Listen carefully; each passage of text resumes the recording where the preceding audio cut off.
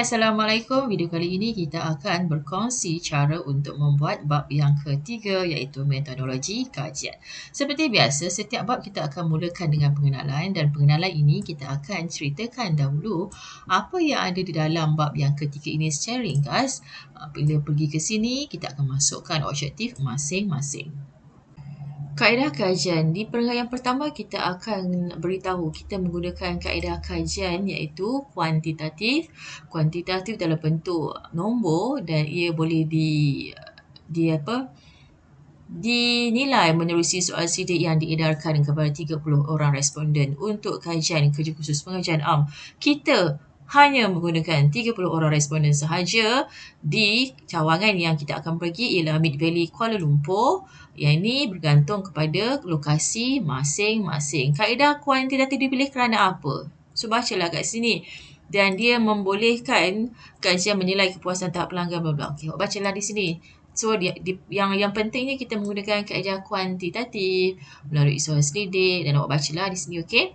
So, itu perenggan yang pertama. Untuk perenggan yang kedua, kenapa kita menggunakan soal selidik yang direka dalam bentuk soalan close-ended?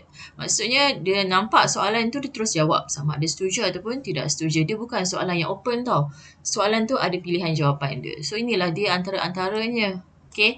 Dan berikanlah sebab kenapa penggunaan soal selidik dalam bentuk ini digunakan dalam kajian awak.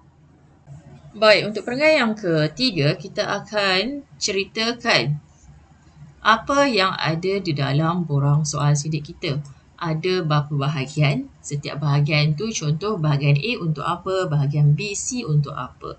Boleh baca dekat sini apa yang saya tulis dan kita boleh masukkan item-item yang ditanya di dalam soal selidik tersebut.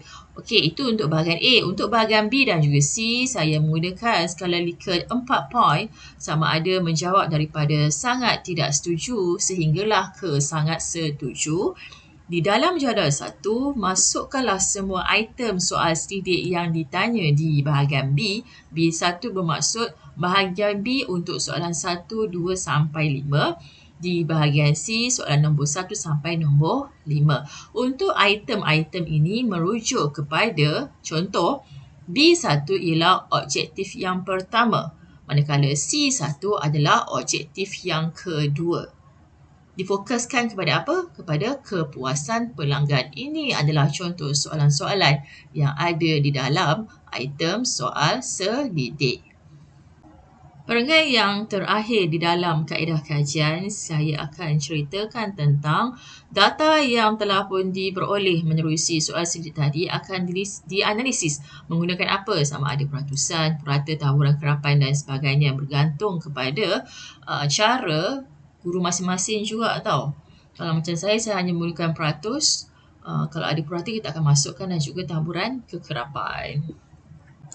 Di bahagian kaedah kajian juga, selepas data dianalisis tu, kita boleh juga meletakkan kaedah kepustakaan, iaitu bacaan daripada akademik, ahli penulis yang lain lah, ahli akademik yang lain. Apa dapatan-dapatan mereka dan dia menyokong apa yang kita kaji tadi. Itu tambahan, okey? Seterusnya, di bahagian lokasi kajian, maksudnya skop yang paling besar, Jaya Crossing ni kita memilih Kuala Lumpur tau. Jadi Kuala Lumpur ni terletak di dalam pentadbiran Dewan Bandaraya Kuala Lumpur. Kalau daerah lain, awak kena contohlah macam Ceras berada di bawah Majlis Perbandaran Kajang MPKJ. Terpulanglah, awak kena carilah dia punya kawasan-kawasan itu dan dia ada beberapa cawangan strategi. Ceritalah tentang lokasi Jaya Grosek ini secara umum dahulu sebelum kita zoomkan dia kepada ini. Nampak tak? Ini semua cawangan Jaya Grosek yang ada di kawasan Kuala Lumpur sahaja, dan perenggan yang seterusnya kita akan fokuskan kepada kawasan yang kita pilih iaitu di Mid Valley City, Kuala Lumpur. Pemilihan kawasan ini dibuat sebab apa? Contoh di sini, lokasi kajian secara terperinci. Okay, awak kena ceritakan di perenggan yang berwarna kuning ini dan berikan beberapa sebab kenapa lokasi ini dipilih oleh anda. Baik, di bahagian lokasi kajian, sekiranya anda ingin meletakkan peta terpulang kepada gaya penulisan cikgu masing-masing. Kalau macam saya, bila saya dah buat banyak benda, actually untuk peta ni dia tak penting pun sebenarnya. Kalau tengok kajian-kajian orang lain pun, bila awak tengok tesis ataupun jurnal orang lain sekalipun, bila menceritakan tentang lokasi kajian, dia tak meletakkan peta pun, tak ada. Jadi tak payah letak peta pun tak apa sebenarnya, okey? Alright, kita akan turun. Saya rasa itu sahaja untuk di bahagian lokasi kajian dan last sekali bahagian penutup macam biasalah kesimpulannya.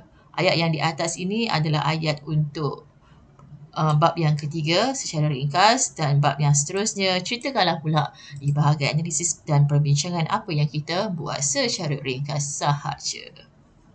Sekian saja untuk kali ini. Kita jumpa lagi untuk bab yang keempat iaitu dapatan kajian dan perbincangan. Bye-bye.